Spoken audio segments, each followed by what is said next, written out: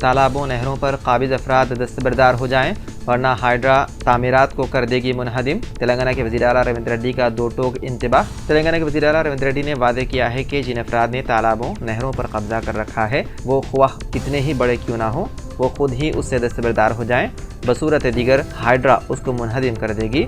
वज़ीर आला ने कहा कि तालाबों और नहरों पर गैर मजाज कब्जे सैलाब की वजह हैं। वज़ीर आला ने वाज़ेह किया है कि जो गैर मजाज तामीरात कई इलाकों में सैलाब का बाइस बन रही हैं उनको नज़रअंदाज नहीं किया जा सकता। तेलंगाना के समाज को बेहतर पुलिस खिदमात फराहम करने के लिए उन्होंने मुतासिरीन के साथ दोस्ताना पुलिसिंग करने और मुजरिमों के साथ सख्ती से निपटने की हिदायत दी।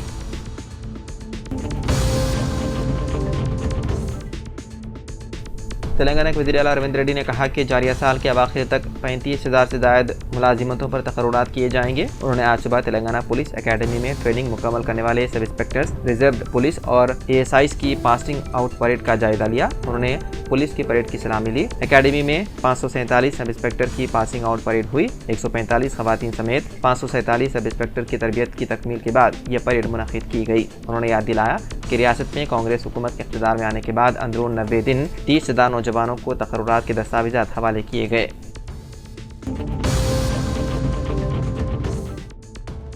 आंध्र प्रदेश के नायब वज़ीर आला पवन कल्याण ने तेलंगाना के वज़ीर आला रविंद्र रेड्डी से जुबली हिल्स हैदराबाद में उनकी रिहाइशगाह पर मुलाकात की। इस मीटिंग के दौरान पवन कल्याण ने रियासत में सैलाब मुतासिरीन की मदद के लिए CM रिलीफ फंड में बतौर अतिया 1 करोड़ रुपए का चेक पेश किया। अतिये के बाद दोनों रहनुमाओं ने दोनों रियासतों के दरमियान ताल्लुकात की मजबूती और दीगर मुतालिका उमूर पर बातचीत की। पवन कल्याण ने आंध्र प्रदेश और तेलंगाना में सैलाब ज़दा मुतासिरीन के लिए 6 करोड़ रुपए अतिये का ऐलान किया था।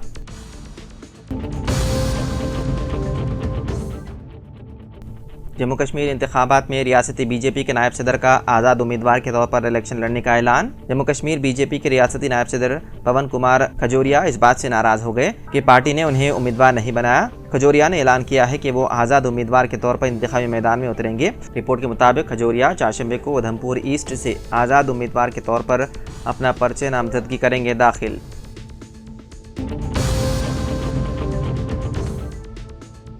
मरकज़ की तरफ से तश्कील दी गई 6 रुकनी टीम तेलंगाना में सैलाब से मुतासर इलाकों का करेगी दौरा। इस टीम की सरबराही वज़ारत दाखिला में जॉइंट सेक्रेटरी कर्नल कीर्ति प्रताप सिंह करेंगे। ये पैनल जुमेरात और जुमे को तेलंगाना में सैलाब से होने वाले नुकसानात का जायजा लेगा। टीम खम्मम और महबूबाबाद अजला का दौरा करेगी। प्रोटोकॉल के मुताबिक रियासतें मरकज़ी टीम की आमद से कबल सैलाब से होने वाली नुकसानात की मुकम्मल रिपोर्ट जमा कराएगी। तेलंगाना हुकूमत ने गुज़िश्ता रोज़ हालिया सैलाब से मुतासरा हर ख़ानदान के लिए 16,500 रुपये की माली इमदाद का ऐलान किया। इसके अलावा अपने घर खोने वालों के लिए इंदरमा मकानात फराहम करने के अलावा हुकूमत किसानों को सैलाब से तबाह होने वाली फसलों के लिए 10,000 रुपये फ़ी एकड़ मुआवजा भी देगी और बारिश से भीगने वाली किसी भी अनाज की खरीदी का अहद किया।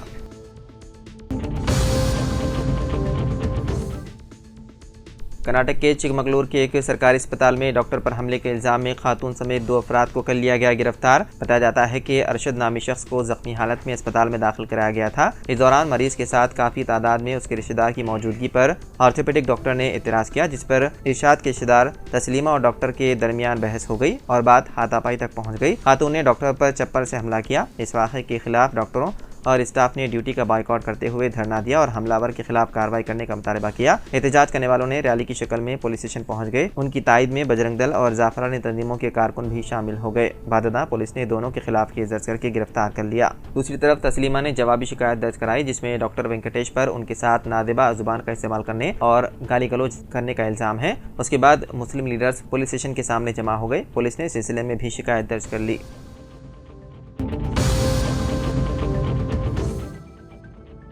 मदारिस के तलबा दीनी तालीम के साथ साथ असली तालीम भी ज़रूर हासिल करें और हमको उनको ऐसी तालीम देना चाहिए कि दुनिया उन्हें किसी भी मामले में कमज़ोर ना समझे। मदारिस के तलबा की ज़िम्मेदारी है कि वो अमल और कौल से दीनी तालीम आवाम तक पहुँचाए।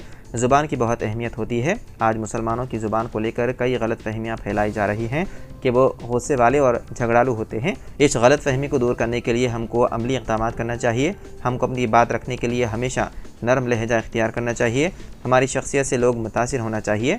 इन ख्यालात का इजहार मदरसे इस्लामिया रियादुल उलूम व रियादुल इस्लामिक स्कूल मुस्तफ़ा नगर फलकनुमा में मुनक़िदा तहनीती तक़रीब से रुकन क़ानून साज़ कौंसल व न्यूज़ एडिटर रोज़नामा सियासत जनाब आमिर अली खान साहब ने किया। उन्होंने कहा कि मदारिस के ज़िम्मेदारान को चाहिए कि वो हुकूमत की जानिब से दी जा रही तमाम स्कीमात से भरपूर इस्तेफ़ादा करें।